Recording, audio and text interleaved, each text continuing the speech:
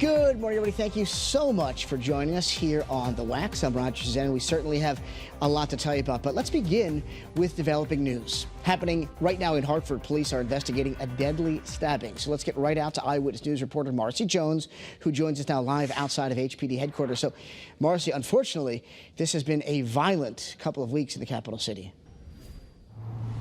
It has. Good morning. And you know what? Police believe that this is a targeted and personal dispute, and that's exactly the type of crime that they are working so hard to curb right now. According to Hartford police, officers were called to an apartment at 2411 Main Street around 9 Sunday morning for reports of a stabbing. When they arrived, officers discovered a man in his 60s suffering from a stab wound. The victim, who has not yet publicly been identified, was transported to a local hospital where he did not survive his injuries. The deadly stabbing comes after officials say a police officer shot a man Saturday night. And a shooting that killed a mother and her 4-month-old son less than 2 weeks ago. While police say they have a suspect for Sunday's stabbing case in custody, the city's mayor says each of the recent incidents are a result of personal, targeted disputes, not random acts of violence. These incidents of a personal nature are ones that we work really hard to try to get ahead of, but because of the nature of those incidents are really hard to prevent. But in terms of the larger violence that is affecting larger populations, we continue to do everything we can as a city to keep people safe. Now, the mayor went on to say that all gang and group-related violence is actually down across the city of Hartford. Meanwhile, the police department is asking anybody with knowledge of this most recent deadly stabbing to give them a call immediately. Reporting live in Hartford, Marcy Jones, Channel 3 Eyewitness News. All right, Marcy, thank you for that update this morning. We are also waiting to learn more information from the Office of the Inspector General as they investigate after police shot a man in Hartford. Investigators say it happened on Saturday night right near the intersection of Broad and West Preston Streets. A man in his 40s was shot and is in critical condition right now. Investigators tell us they found a firearm on that suspect. The good news is no officers were injured, and we will get body camera footage at some point this week. Good morning, Jill. Good morning. Well, it is a lot colder out there this morning than it has been even through the weekend. Yeah. Progressively getting colder. That's been the big story. And then we're going to be turning our attention to midweek. I know, a little snow possibly, right? Little. Don't threaten me with a good time. Right?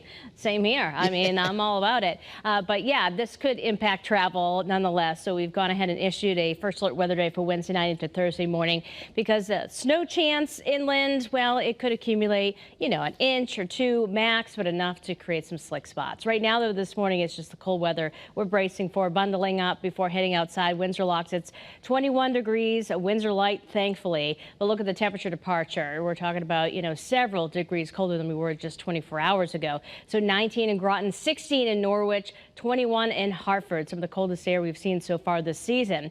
While it will be bright all day long today, we will see temperatures falling short of the normal high of 45, only getting up to about 34 in Goshen, 36 in Winstead. Okay, not as bad, a little closer to normal. Suffield 42 for the high, then Storrs 38, 39 Plainfield. As we look down towards the shoreline, probably see a few 40s popping up. 41 Old Saybrook, same goes for Durham and Wallingford and Brantford. So we're bundling up for the cold, and then we're preparing for maybe a little bit of snow. We'll talk about the latest regarding that first alert weather day coming up here in just a few minutes. Roger?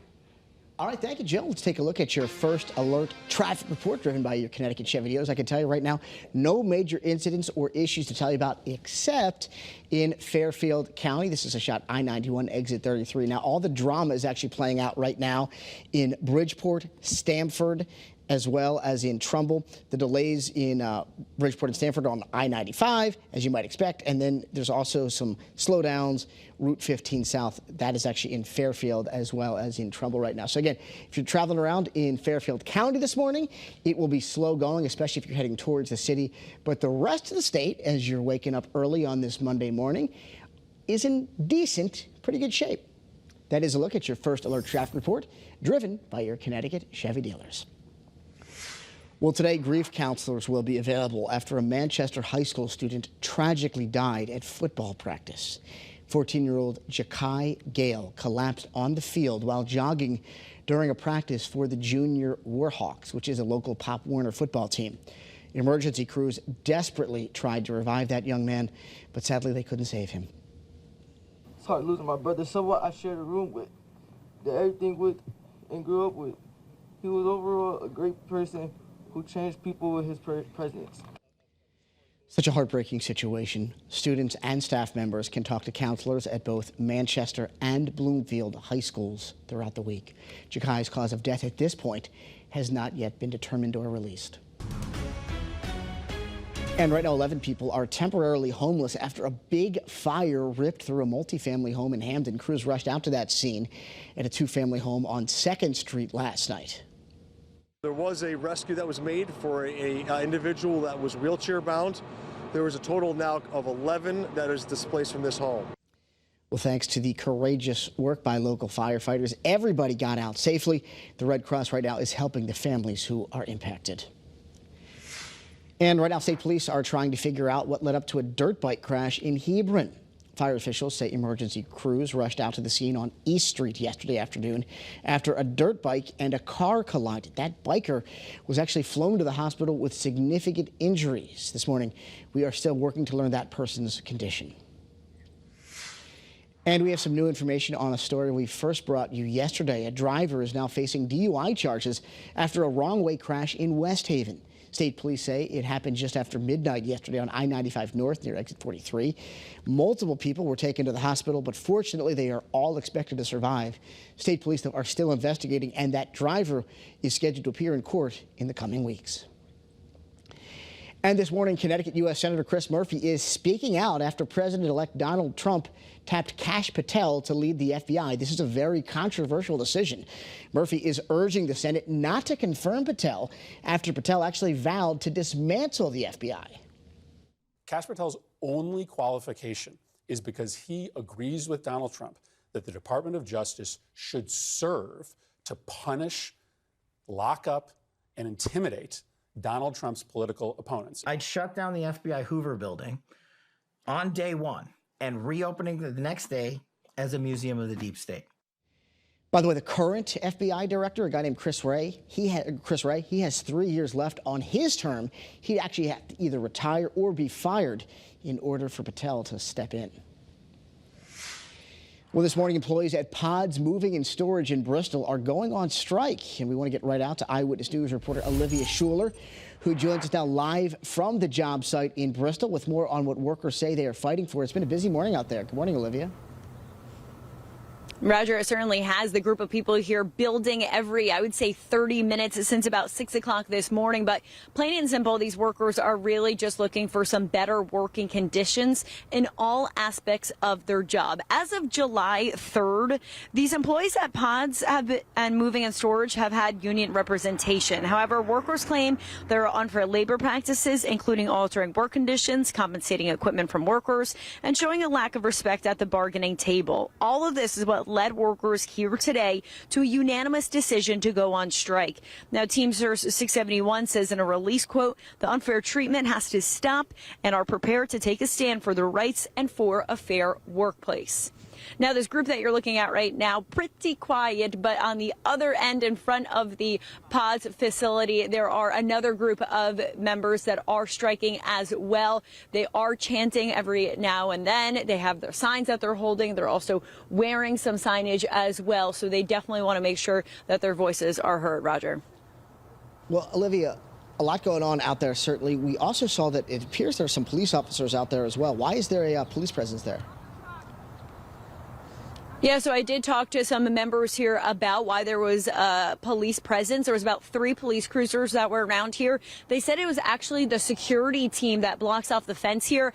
They called about the members striking here, and they were called to the police to have them come out and check out what was going on. But the union members tell me that they really had no right for the police to be called. So they took some notes here, and then all 3 of those police cruisers did leave. Interesting. So the company called the police out on their own protesters, their own workers. That's pretty interesting. So you mentioned obviously the protesters got out there very early. We know it's extremely cold today. Do we know how long those protesters are going to be out there?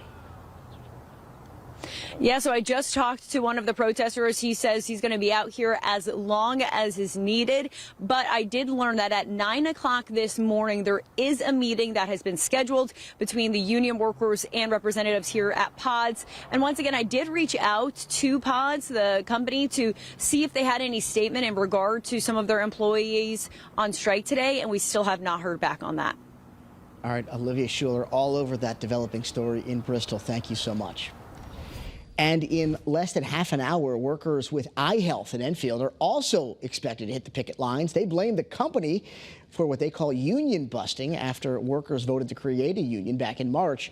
Workers also claim the company wants to actually force them to work 72 hours a week, as well as on holidays. And happening later today, the Fairfield Avenue Bridge will be back open after a huge fire there earlier this year. Take a look at this footage. You actually might remember this monstrous fire. Just look at that video there. What happened was a tractor trailer crash that led to that big fire. This all played out in May. The bridge crosses over I-95. It had to be demolished, as you can imagine, after that massive fire. Crews have now spent the last several months rebuilding that bridge, and again, it's back open today, which is some good news. Good morning, Jill. That is good news. Maybe not this cold. Good morning, Roger. It is shocking. No, nonetheless, we should be in the upper 20s this time of year. Let's see where we're at. Okay, closer to that New Haven, but you're technically a little bit warmer this time of year than areas to the north. 21 Hartford. It's a lot rougher as you go farther to the east. We have teens to kick off the morning hours. The good news is it's not windy. Okay, so we're going to start off with bright conditions, no wind. It's going to be a colder than normal day, but nonetheless a beautiful winter day. That's a live view out of Old Saybrook, getting up to the upper 30s to near 40 degrees there. As we look farther to the north across Windsor Locks, we're seeing clear skies and sunshine with us all day and getting up to about 40 degrees. So the normal high is about 45, just falling short of that. Of course, as we skip ahead to late Wednesday, we're talking about Wednesday night into Thursday. We've declared a first alert weather day. There's going to be some snow breaking out across part of the state. That could create some slick spots. We'll have more on that coming up here very shortly. Roger? All right. Thank you, Jill. Coming up.